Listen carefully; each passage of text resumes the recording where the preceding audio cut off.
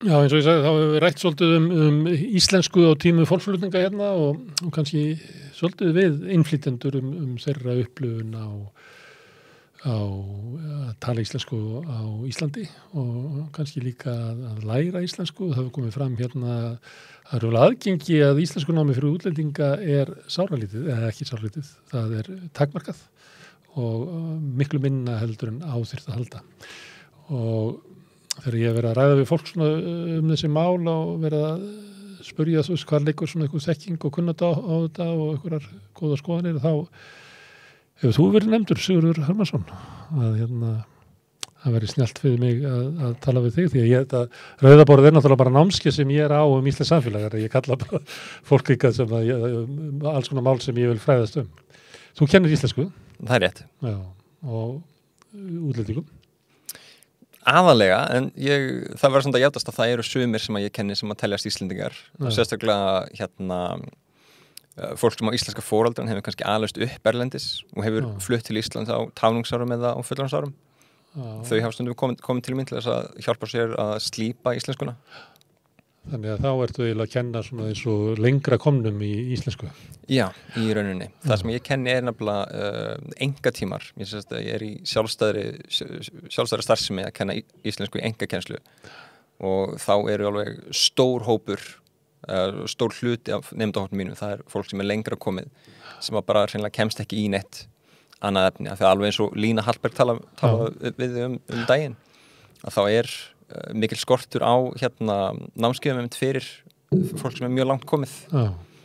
Og eins og hún lýst þessu svona, þetta er svona einhver leiti flóki sko, en svona til einföldunar þá voru kannski svo 9 stig og í 9. stiginu væri svona full fær, en þó kannski ekki þannig að þú getur talað um svona öll þín persónuleg mál, en námskeiðin lenda svona stigi 5 og eftir það er í leini möguleikin að bara fara í íslensku fyrir útlendinga í háskólanum sem er ekki sniðið að þessum þörfum. Þannig að þú ert eiginlega með nám sem að hentar þeim sem að kunna íslensku, dugar mér í skólanum, út í búð og í vinnunni sem ég er, en ef ég ætla svona að ná að tjá mig sem manneskja og persóna, að þá þarf ég að ná betri tökum á þessu og þú ert að kenna fólki það. Já, nákvæmlega. En mér finnst það mikilvægt að taka fram að þessi barátta sem að Lína Hallberg er í, það sem að ég geri, það er ekki raunverulegt stopp í það gat, því miður. Nei, því þú ert bara einn og af því að ég er bara einn og við erum vandræðilega að fá engakennarar í íslensku. Já. Er þetta til þess að ná svona almennu tökum á málinu, verði að fara í engatíma? Nei.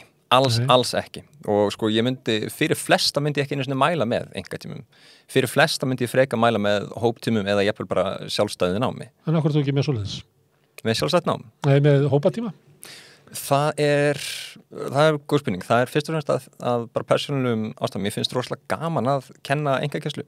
Þegar ég var fyrst að íhuga það að færa mig frá hópkenslu hjá dósaverksmiðinni og hugsa að færa mig yfir í engakenslu og þá spurði ég meðkennara mína af hverju þau var ekki með engakenslu. Margir sögðust að hafa prófað og eru bara svo hrikalega þreytt á því að það væri svo mikil svona bein hugsun að vera með einni mannesku í 45 mínútur eða klukkutíma og vera bara með þessa einbindingu þannig. En fyrir mér þá verðist að vera öfugt. Ég verð þreyttar ef það kenna hópum heldur en að kenna einstaklingum. Já. En þessi vandi að fólk kemur og getur lært íslensku svona, ég veit ekki hvað getur við sagt að svona upp að því að geta talað eins og 9 til 12 ára, eitthvað svoleiðis, að þörfin til þess að geta að komast lengra. Getur við slegið á þetta? Getur við haft svona einhverju hugmyndum hvað þetta er svona stórt? Segjum að við ætlum bara að gera þjóðarátak í þessu. Erum við að tala um 10.000 manns sem hefðu gott að þessu námi? Nei, ég hef enga tölu fyrir því. Ég veit bara að það er rosalega mikil þörf á þessu. Það eru fáránlega margir sem að vilja læra íslensku sem bara geta ekki eða komast ekki í, eða hafa ekki tökin á því. Bara sem rosalega stutt dæmi. Ég er einn engakennari. Ég er með 38 manns á biðlista hjá mér og ég gerir ráð fyrir að koma stað númer 38 í nóvember á næsta ári. Það ársbiðlisti hjá mér. Þannig þú veit þessu bara bæklunarregnir í mjálmaskiptum. Eiginlega bara. Það svona álíka bið. Já. En segðu mér að því þú ert alltaf að hitti fólk og þú náttúrulega kynnist fólki og allavega veist af hverju fólk sækist eftir því að læra íslensku betur. Hver þessi þröskuldur sem að þegar ég er svona slarkfæri í að bara bjarga mér svona einfaldustu hluti í samfélaginu. Hvað það sem að fólk sækist eftir að geta lært betur til þess að geta hvað? Tengst betur inn í samfélaginu?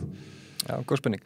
Það rosalega mismunandi og þá sérstaklega einkakennslan hún svona skilgreiningar atriði einkakennslunar, það að kennslan sniðin að þörfum hvers og eins. Þannig að það rosalega mismunandi það sem að fólk biður Ég með fólk sem kemur til mín frá degi 0 sem að talar ekki stakt orð íslensku, bara veit það af fyrir reynslu, það hefur ekki gott af engatímum. Ég með fólk sem með einhverju Asperger heilkenni sem að veit að þau líður ekki vel í engatímum. Ég með fólk sem býr út á landi eða erlendis frá sem kemst ekki í hóptíma og ég með fólk í háskólanum í HÍ að læra með Íslendingum. Þannig að þetta bara út allt. Já, þannig að það eiginlega hópurinn á þér svo breiður að það ekki að draga mjög erfitt, já. Áleitanir undir þessu. En hvað akkur eftir þessu? Engakennslu? Nei, að kenna íslensku. Að kenna íslensku. Það fjölskyldubölvunin. Við verðum öll kennarar. Það alveg sama hverju við höfum áhuga á eða hvað við lærum. Alveg sama hvað reynir að slíta þig burtu. Alveg sama. Þau draga þig aftur inn eins og í guðföðunum. Já, við endum öll í kennslu einhvern veginn. Ég á frænd fólk sem að vera sjómenn, það endar á að kenna sjómennsku, fólk sem læri forritun, það endar á að kenna forritun eða starffræði. Móður mín lærði smíðar, endar á að kenna sérkennslu. Ég fór í málvísindi, kenni þá íslensku. Já.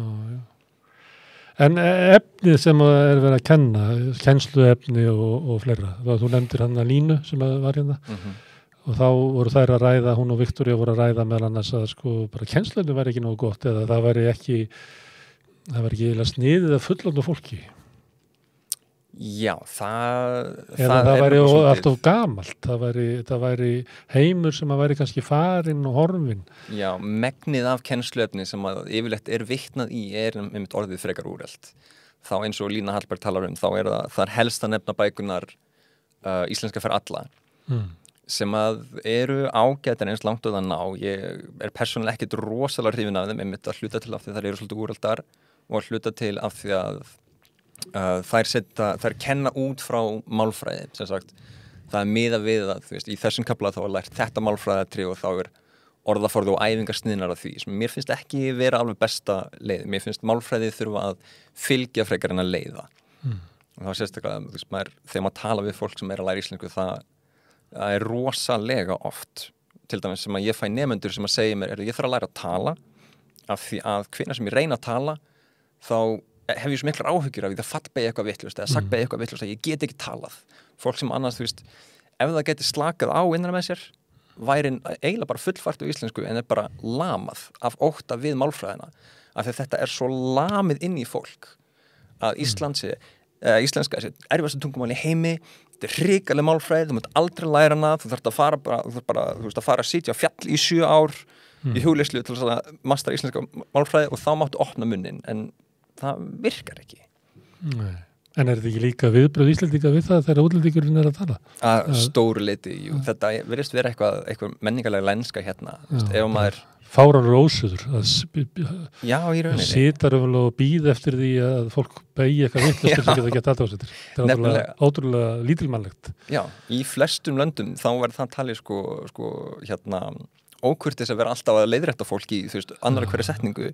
Hérna virðist það vera bara einhvern veginn venjulegt. Og það er sama hvað þú auðmur að þú getur gert aðdáðsendir við hvernig annað fólk talar.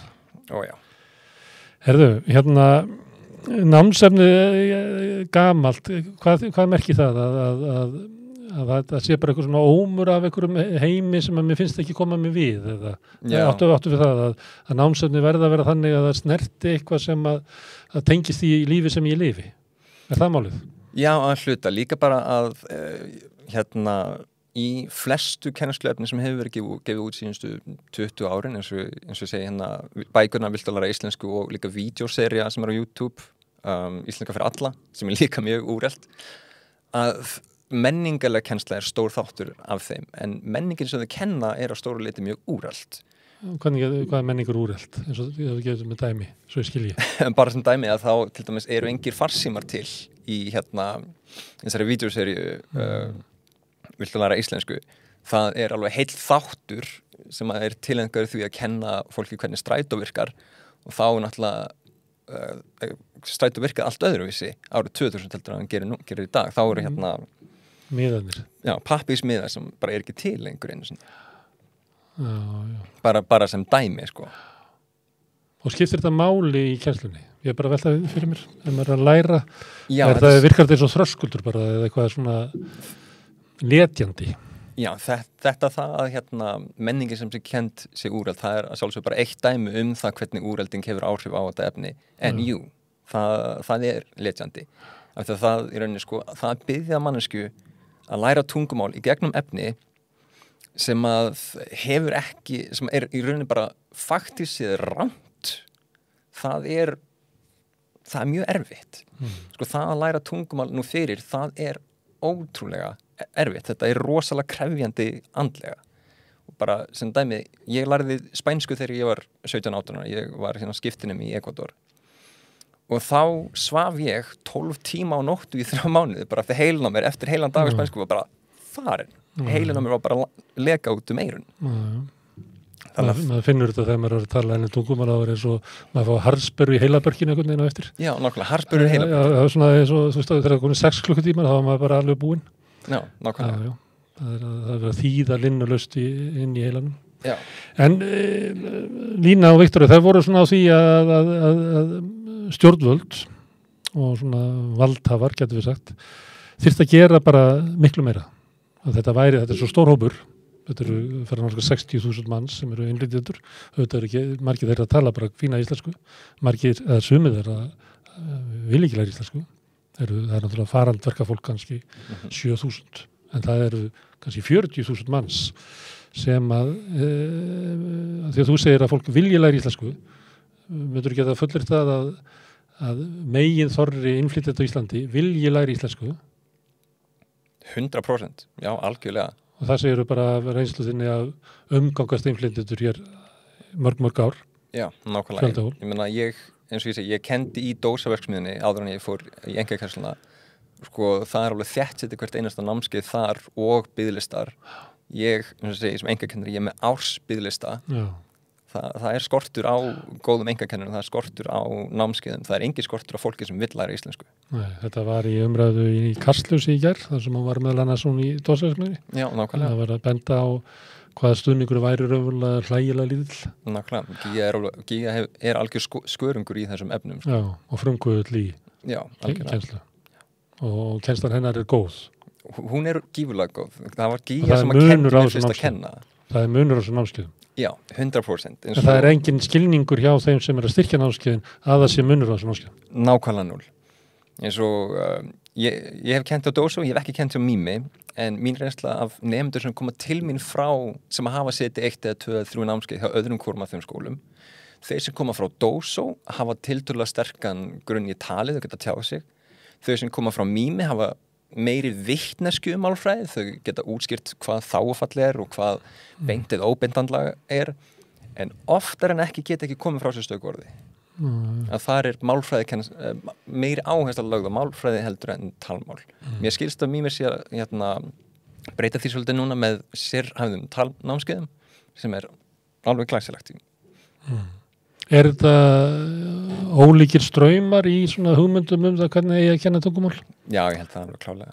Þannig að þú ert svona að mæla fyrir svona svipað og tónlistanám í Suzuki að þú byrjar að spila og svo lærir þú tónfræðina. En meðan að í hinum kannski lögð áherslu að þú lærir tónfræðin og lærir músíkina ofan á það. Já, eitthvað svoleiðis. Það væri að tala um það þannig. Já, eitthvað svoleiðis. Ég myndi samt taka frá. En þú ert fylgjandi bara annari leiðinni.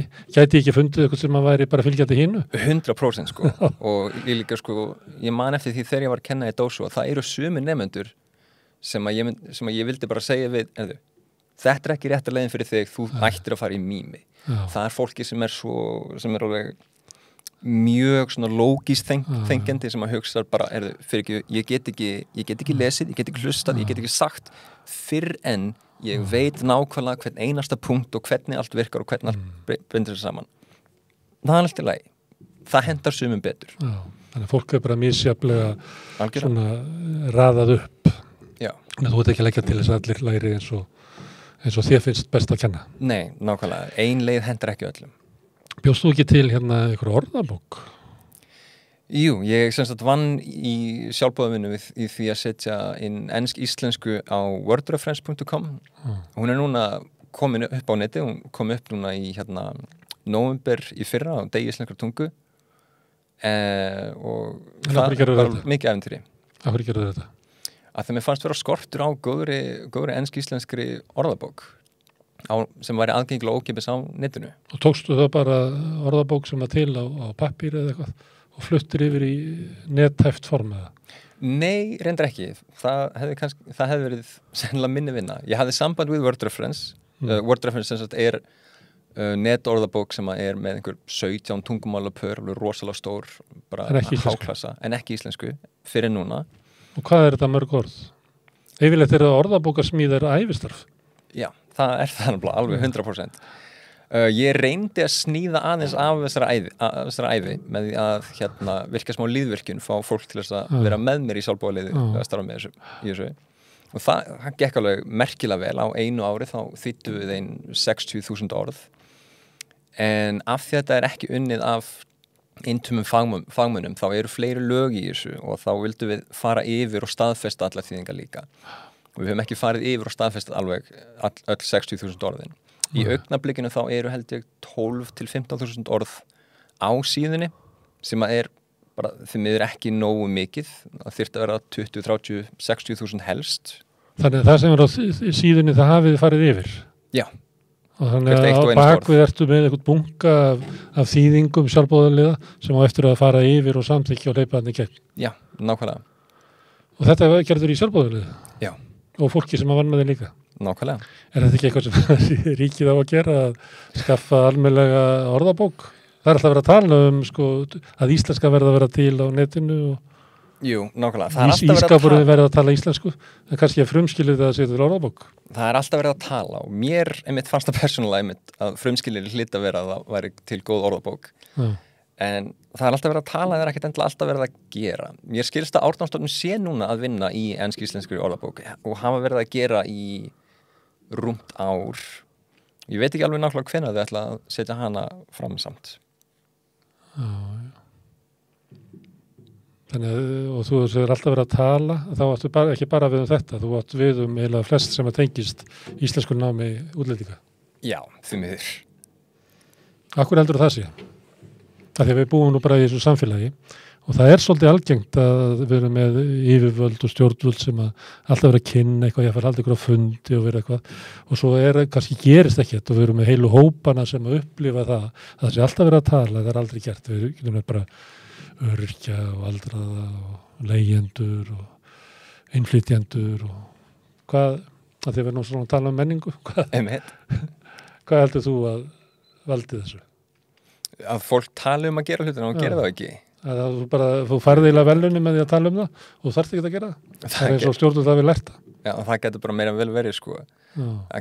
Kannski einhver lenska bara tala nógu stórt, þá halda allir að þú hafi gert það. Já, og þú fær klappið, þú fær þriðju frétti í kvöldfréttatímanum, kannski Kastljós og þú getur sagst að vera með ráðagerðunar. Við erum alltaf þekkjum sko fólk sem að stjórnmálafólk sem er alltaf út í ykkur mýri við ykkur borða, skrifundur ykkur samninga að ég ætla að leysa húsnæðisvandan. Já, einmitt. En húsnæðisvandinn leysist ekki. Ekki en þó. Nei. Íslensku kennsla fyrir innflytjendur er klárlega eitt af þessum málum og ég þakka fyrir að koma hérna því að ég er að reyna að átta mig á þessu svona umfanginu og hvað er það sem að þarf að gera.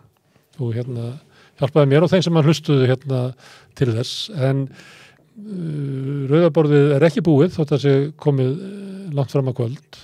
Hann er frammi hann Mohamed Al-Kurd sem er flóttamaður frá Palestínu sem að hefur leitað hælis á Íslandi en lögregla handtók í síðustu viku flutti út á Keflavíkurflugvöll og þar í borði í flugvél og flaug honum til Grikklands og hentur þar út eins og sagt við góðar aðstæður, segir Birgir þingmaður og Jón Gunnarsson ráðherra, en hann ekki sammála því og hann flaug aftur hingað til Íslands í vonum að mál hans verði tekið fyrir aftur og hann fái að búa hérna á meðal okkar.